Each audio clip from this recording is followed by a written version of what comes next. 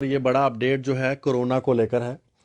Corona को लेकर जो बाहरी देशों से आने वाले जितने भी यात्री हैं जो कि जम्मू कश्मीर में खास आएंगे, उनको लेकर नई गाइडलाइंस आई हैं।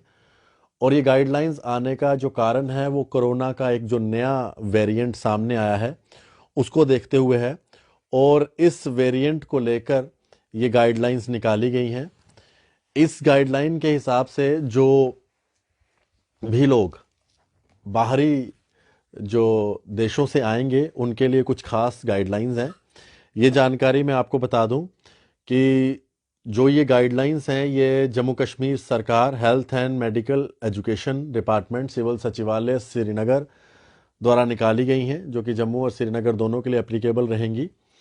इन गाइडलाइंस के हिसाब से ये जो इंटरनेशनल अराइवल्स हैं, जो बाहर से आने वाले लोग हैं, उनके लिए स्पेशल गाइडलाइंस हैं। जिन गाइडलाइंस के हिसाब से जब वो लोग ट्रैवल करेंगे और उनको जो प्रोटोकॉल फॉलो करना है, जो बाहरी देशों से आने का प्रोटोकॉल होता है, उसके साथ साथ ये जो गाइडलाइंस हैं ये 1 दिसंबर से जो है यहाँ पर एप्लीकेबल हो जाएंगी। इन गाइडलाइंस के हिसाब से कुछ ऐसी कंट्रीज हैं जहाँ पर इस नए वेरिएंट के जो है कुछ केसेस आए हैं, तो उन कंट्रीज से खास ध्यान रखा जाएगा, क्योंकि वो कंट्रीज से आने वाले लोग जो है रिस्क पे हैं। उन कंट्रीज में एक आती है Israel, Hong Kong, Singapore, Zimbabwe, New Zealand, Mauritius, China, Bangladesh, Brazil, south Africa. और जो यूरोप कंट्रीज हैं जिनमें यूनाइटेड किंगडम, यूके आता है, उन कंट्रीज से आने वाले जो लोग हैं, इन लोगों के लिए खास ये गाइडलाइंस जो हैं एप्लीकेबल हैं, जो जम्मू कश्मीर आने से पहले जिनका ध्यान रखा जाएगा। इसके अंदर जो मेन इम्पॉर्टेंट चीज़ है वो ये है कि जब उनको अपना ट्रैवल स्टार्ट करना है, एक तो उनका जो प्रोटोकॉल है आने का वो तो उनको पूरा फॉलो करना ही है, जिसके अंदर उनको आरटीपीसीआर की अपनी रिपोर्ट 72 आवर्स के अंदर हुआ जो आरटीपीसीआर है वो सबमिट तो करना ही है। इसके अलावा जब वो जम्मू कश्मीर एंटर करते हैं और उनका यहाँ पर आकर जब टेस्ट होता है और अगर वो नेगेटिव टेस्ट भी आता है, फिर भी उन लोगों को 7 दिनों के लिए होम क्वारंटीन रहना है। और ये स्ट्रिक्ट होम क्वारंटीन रहेगा। और उसके बाद भी 8वें दिन उनको एक बार फिर से टेस्ट करवाना है। अगर वो टेस्ट भी नेगेटिव आता है फिर भी उनको अपना पूरा मॉनिटर करना है।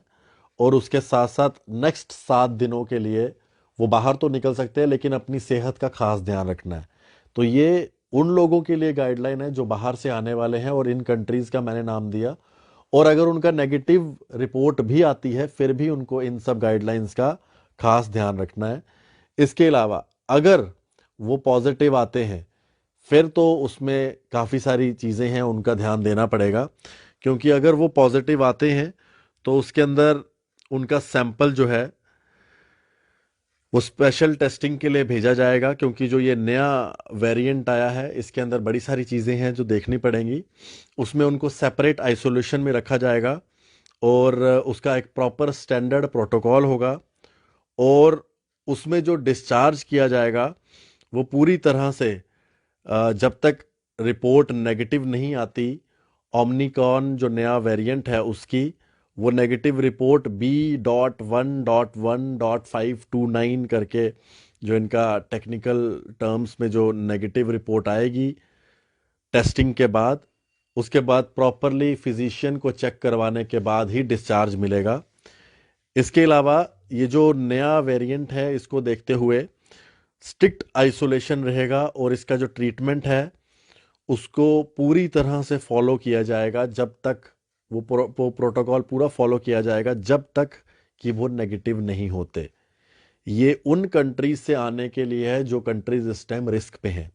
जो कंट्रीज इस टाइम रिस्क में नहीं है वहाँ से अगर आप लोग आते हैं, जिन कंट्रीज के मैंने नाम लिए थे, उनके अलावा अगर आप बाकी कंट्रीज से आते हैं तो आपका अगर टेस्ट नेगेटिव आता है तो आपको 14 दिनों के लिए अपनी सेहत का खुद से ध्यान रखना है, जिसे सेल्फ हेल्थ मॉनिटरिंग कहते हैं।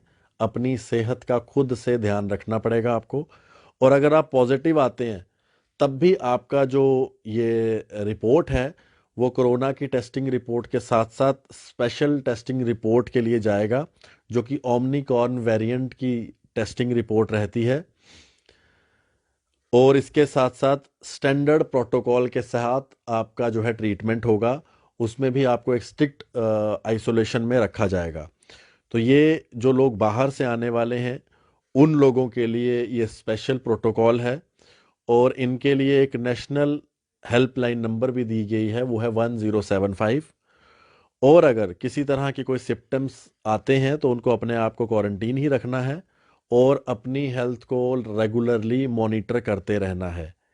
ये स्पेशल प्रोटोकॉल दो किस्म के हैं, एक जो रिस्क कंट्रीज से आने वाले हैं और जो कंट्रीज अभी रिस्क पे नहीं है वहां से आने वाले हैं। रिस्क पे जो कंट्रीज हैं मैं एक बार आपको फिर से बता देता हूँ, वो है south Africa, Brazil, Bangladesh, China, Mauritius, New Zealand, Zimbabwe, Singapore, Hong Kong, Israel, Europe की कंट्रीज जिसके अंदर यूके भी आता है। तो इन सब कंट्रीज से आने वाले लोगों के लिए ये स्पेशल प्रोटोकॉल है, और अगर वो नेगेटिव भी आते हैं तब भी उनको ये प्रोटोकॉल फॉलो करना है, जिसमें 7 दिन का सेल्फ क्वारंटाइन अपने घर पे, स्ट्रिक्ट सेल्फ क्वारंटीन, और उसके बाद 8वें दिन एक और टेस्ट। टेस्ट होने के बाद अगले 7 दिन भी उनको अपने आप को, अपनी जो हेल्थ है उसको मॉनिटर करते रहना है।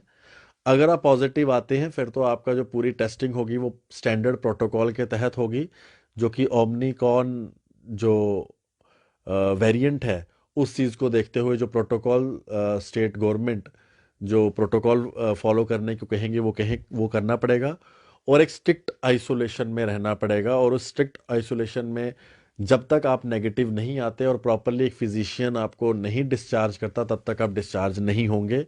ये बाहर से आने वाले लोगों के लिए स्पेशल गाइडलाइंस हैं, जो जब